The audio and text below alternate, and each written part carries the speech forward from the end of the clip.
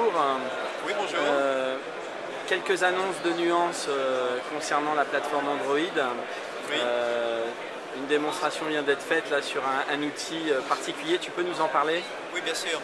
Alors, Android est une plateforme assez importante pour nous. On est donc fait partie de l'Alliance et on a annoncé d'abord la présence, l'intégration de la reconnaissance de la parole sur la plateforme. Plus récemment, on a fait pas mal de démonstrations sur cette plateforme avec des systèmes de dictée de reconnaissance vocale.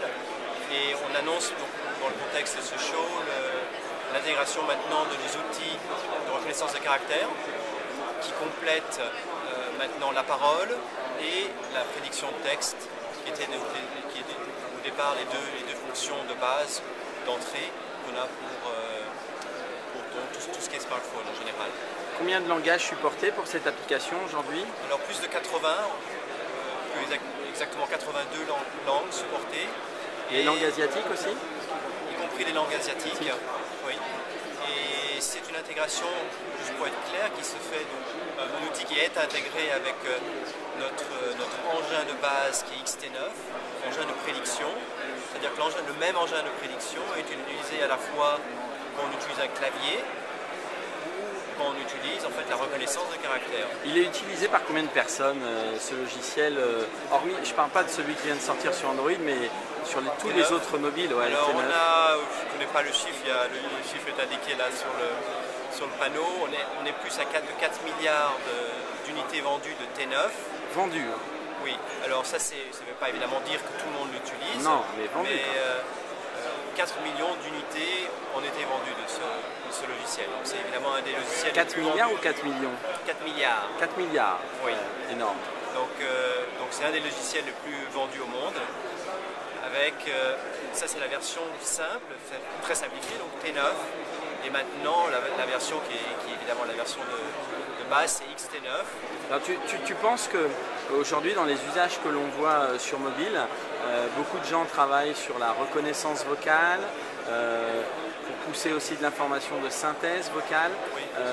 Pour chercher une information demain, dans les usages, qu'est-ce que vous voyez vous? Parce que j'imagine que vous travaillez, vous faites de la R&D, vous interviewez aussi peut-être différents pays.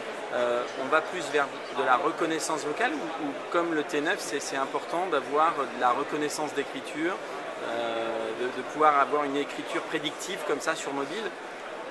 Je crois qu'il y a deux dimensions. Une, c'est la complémentarité de ces modalités. C'est clair que la parole n'est pas la seule modalité pour la rentrée d'informations sur un téléphone. Et toutes ces modalités se complémentent. Il y a des environnements, comme même un environnement relativement bruyant comme celui-là, où on est beaucoup plus à l'aise à écrire ou à utiliser le clavier. Donc il y a la question de la complémentarité. L'autre dimension, évidemment, c'est étendre la compréhension de ce qui est rentré de manière à pouvoir interpréter, donc passer vraiment d'une dictée, par exemple, lorsqu'on parle de texte, à l'interprétation et à prendre des actions. Pouvoir créer graduellement un système intelligent qui, dans certains cas, transcrirait juste l'information, ou dans d'autres cas, comprendrait la demande et l'interpréterait. Alors, par exemple, il y a des prototypes qu'on peut vous montrer aujourd'hui où, par exemple, on peut dire « envoie un message à Guillaume Brunel, le sujet étant notre prochaine réunion, essaie d'être à l'heure s'il te plaît ». Voilà. Je dis cette phrase, la phrase est comprise par le système et un message est déjà rédigé, on n'a plus qu'à l'envoyer. Il pourrait aussi être envoyé en synthèse vocale. Alors il peut être, évidemment, là autant envoyer évidemment mon enregistrement, mais enfin bon. Non mais les deux, toutes les modalités. Ce que tu es en train de dire, c'est qu'en fonction de l'usage, du moment, du lieu où l'on est, on va pouvoir utiliser différentes technologies qui vont nous permettre de communiquer finalement. Voilà. Et un des modes sur lesquels, des cas d'usage évidemment qui est très important, évidemment, c'est le cas de la voiture. Ouais.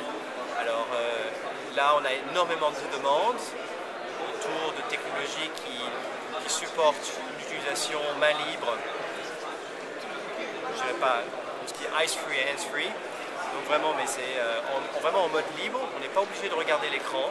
Donc on a un retour audio, un message qui vous arrive, par exemple un appelant qui vous est annoncé. Toutes ces informations sont synthétisées et permettent au conducteur de gérer les appels de manière beaucoup plus sûre qu'il le ferait sans ça. Merci beaucoup.